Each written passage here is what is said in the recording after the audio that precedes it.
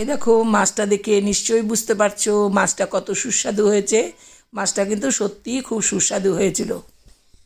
Hello বন্ধুরা, আমি আজকে একটু মৌরলা মাছের চচ্চড়ি বানাবো, সেই জন্য চলে এলাম তোমাদের সঙ্গে শেয়ার করতে। খুব নর্মাল ওয়েতেই রান্না করব। এই দেখো আমি এখানে মৌরলা মাছ নিয়ে নিয়েছি। এই যে মৌরলা মাছের এই যে মাথাগুলো ফেলে দিয়ে এইভাবে মাছগুলো নিয়েছি। আর এখানে একটু নুন আর হলুদ নিয়েছি, এটাকে মাখিয়ে নিয়ে আমি মাছগুলো ভাজতে চলে যাচ্ছি। আর এখানে আমি ব্যবহার করব একটু পেঁয়াজ কুচি, রসুন কুচি, কাঁচা লঙ্কা। আমার ঘরে ধনেপাতা নেই, ধনেপাতা থাকলে তোমরা ধনেপাতা ব্যবহার করবে। আর একটু পেঁয়াজ কলি ব্যবহার করব। দেখো আমি কিভাবে রান্না করছি, চলে যাচ্ছি রান্নাতে। কড়াটা আমার গরম হয়ে গেছে, আমি এতে একটু সরষের তেল দিয়ে দিচ্ছি। এইভাবে মাছ চচ্চড়ি রান্না করলে আমার ভীষণই ভালো লাগে, কারণ এই শুকনো শুকনো করে রান্না করলে বেশ ভালো লাগে খেতে। এই শুধুমাত্র এই মাছ চচ্চড়ি দিয়েই ভাত খাওয়া হয়ে যায়। আমি ভীষণ ভালোবাসি, তোমরা কে ভালোবাসো জানি না। এরকম আমার তেলটা গরম কিন্তু হয়ে গেছে, তবে তেলটা খুব ভালো করে গরম করে নিতে হবে, না হলে কিন্তু মাছগুলো ভাজতে গেলে মাছগুলো লেগে যাবে। হয়ে গেছে গরম, মাছগুলো যে দিয়ে দিচ্ছি আমি।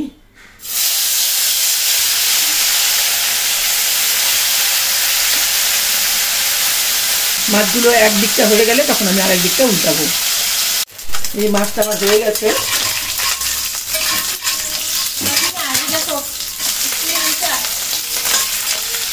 এই মাছগুলো আমার ভাজা হয়ে গেছে। এইভাবে কিন্তু মাছ ভাজাও ভালো লাগে খেতে।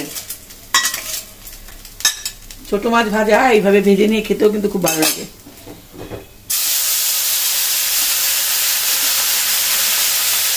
দিয়ে দিলাম, সবটা মাছ দিয়ে দিচ্ছি।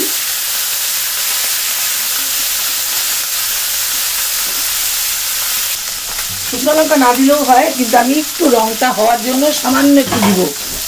এরকম একদিকটা হয়ে গেছে, একদিকটা না হলে কিন্তু আর একদিক পাল্টাতে যাবে না, তাহলে কিন্তু ভেঙে যাবে। এরকম আমি একবারে কিন্তু অনেকগুলোই দিয়েছি। একদিকটা হয়ে গেলে খুব সহজেই তোমার এটাকে উল্টানো যাবে। তবে তোমরা যারা একটু কম ভাজা ভালোবাসো তারা একটু হালকা হলেও, আমার আবার অত হালকা ভাজা মাছ পছন্দ হয় না, মানে ছোটো মাছটা বিশেষ করে। বড় মাছ হালকা ভাজাই ভালো লাগে, কিন্তু ছোটো মাছ আমি হালকা ভাজা আমার ভালো লাগে না। মাছগুলো কিন্তু আমার মোটামুটি হয়ে গেছে। এবার এগুলো আমি একটা পাত্রে তুলে নিচ্ছি। এই সব উপকরণগুলো মিশিয়ে কাঁচা মাছও কিন্তু এইভাবে রান্না করা যায়, কিন্তু কাঁচা মাছের গন্ধ আমার সহ্য হয় না, জন্য আমি কাঁচা এইভাবে রান্না করি না। সেটাও নাকি অনেকেই করে, আমার বান্ধবীও করতো। সেভাবে রান্না করলেও কিন্তু খুব ভালো লাগে। একবারে মাখিয়ে মাছটাকে ঢাকা দিয়ে দিতে হবে। আচ্ছা, এই কড়াইয়ে আমি আর একটুখানি সরষের তেল দিয়ে নিচ্ছি। এই একটু 5 ফোড়ন দিয়ে দিলাম তেলে।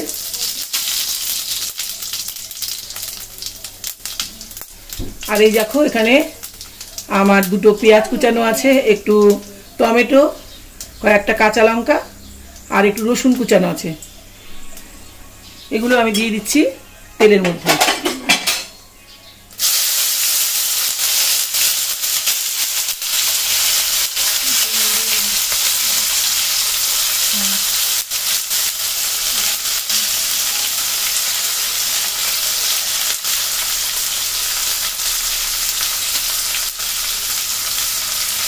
আর পেঁয়াজ লাগবে না, আর এই লঙ্কা দুটো রেখে দিলাম, নামানোর আগে দেবো।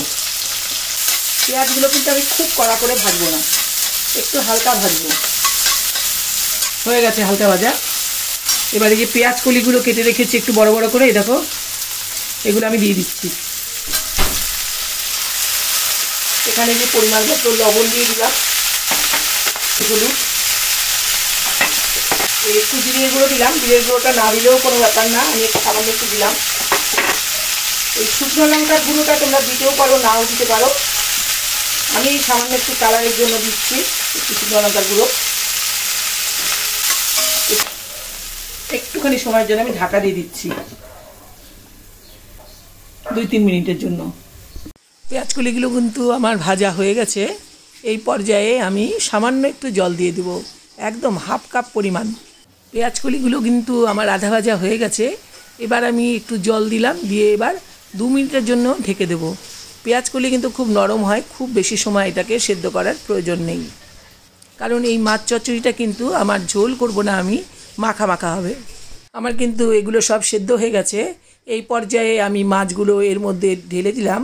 এবার আমার খুব বেশিক্ষণ কিন্তু আমি এগুলো দিয়ে ফোটাবো না, 2 মিনিট ফুটিয়ে আমি এটাকে একটা পাত্রে ঢেলে নিয়ে তোমাদেরকে দেখাচ্ছি। এই মাছগুলো আমি সবগুলোই ঢেলে দিয়েছি, কিন্তু এর তরকারি করলে আমার নাতি খেতে পারবে না, তাই নাতির জন্য কয়েকটা ভাজা মাছ তুলে রাখলাম। মাছ চচ্চড়িটা কিন্তু আমার রেডি। এই পর্যায়ে আমি সামান্য একটু কাঁচা তেল আর ধনে পাতা আর 2টো কাঁচা লঙ্কা দিয়ে নামিয়ে নেব। তবে ধনে পাতা আমার গোটা ধনে পাতা ছিল না, তাই এর আগে আমি ধনে পাতা বেটেছিলাম, তারই একটু জল রয়েছে, সেটাই কিন্তু আমি এখন দিয়ে দিচ্ছি। এটা কিন্তু ধনে পাতা বাটা জল, আমার প্রয়োজনে এটা আমি আগে বেটেছিলাম, সেটাই আমি দিয়ে দিলাম। এই যে আমি 2টো কাঁচা লঙ্কা দিয়ে আমি কিন্তু ঠিক 2 মিনিটের জন্য এবার একটু ঢেকে দিচ্ছি, কারণ আমার কিন্তু মাছটা একেবারেই রান্না হয়ে গেছে, শুধু মাছটা নরম হওয়ার জন্যই আমি ঢেকে দিলাম। দেখো আমার কিন্তু মাছটা কিন্তু একদম হয়ে গেছে। দেখো মাছে কিন্তু আমি এক ফোঁটাও ঝোল রাখিনি, একদম ফ্রাই টাইপের। তবে এই ধরনের মাছ চচ্চড়ি কিন্তু খেতে ভীষণই ভালো লাগে। এরকম ধরনের মাছ চচ্চড়ি যদি সঙ্গে থাকে তাহলে আর কিছুই দরকার হয় না, একটু ডাল, যারা শুকনো খেতে পারো না তাদের জন্য ডাল। তবে আমার শুকনো আমার ভালোই লাগে, আমার ডালেরও দরকার নেই। এই মাছ চচ্চড়ি দিয়েই কিন্তু আমি সম্পূর্ণ ভাতটা খেয়ে নিতে পারবো। মাছ রান্নাটা দেখে নিশ্চয়ই বুঝতে পারছো তরকারিটা ঠিক কতটা টেস্টি হয়েছে। এই দেখো মৌরলা মাছের চচ্চড়ি, খুব বেশিক্ষণ কিন্তু আমার লাগলো না, মাছটা ভাজতে যতক্ষণ 5 থেকে 7 মিনিট। এই দেখো, আর এইভাবে রান্না করলে পরে কিন্তু আর কোনো কিছু না থাকলেও এক থালা ভাত কিন্তু এটা দিয়েই কিন্তু খাওয়া যাবে। আমি তো ভীষণ ভালোবাসি, তোমরা দেখে বুঝতে পারছো কি না। এরকম করে আমি ঝোল রাখি না, একদম ভাজা ভাজা টাইপের হয়েছে এই চচ্চড়িটা। এটা কিন্তু খেতে ভীষণ টেস্টি হয়, ভীষণ। তোমরাও চটপট তাহলে এবার লেগে পড়ো, রান্না করো, রান্না করে বলো তোমরা কেমন খেলে। টাটা, আবার দেখা হবে নতুন কোনো ভিডিও নিয়ে তোমাদের সঙ্গে। ভিডিওটা প্রথম থেকে শেষ পর্যন্ত দেখার জন্য অনেক অনেক ধন্যবাদ। আবার দেখা হবে তোমাদের সঙ্গে অন্য কোনো নতুন ভিডিও নিয়ে। এই মৌরলা মাছ কাঁচাও রান্না করা যায়, সেটা রেসিপিও তোমাদের সঙ্গে একদিন শেয়ার করব। আমি যদিও ভালোবাসি না, তোমাদের জন্যই শেয়ার করব।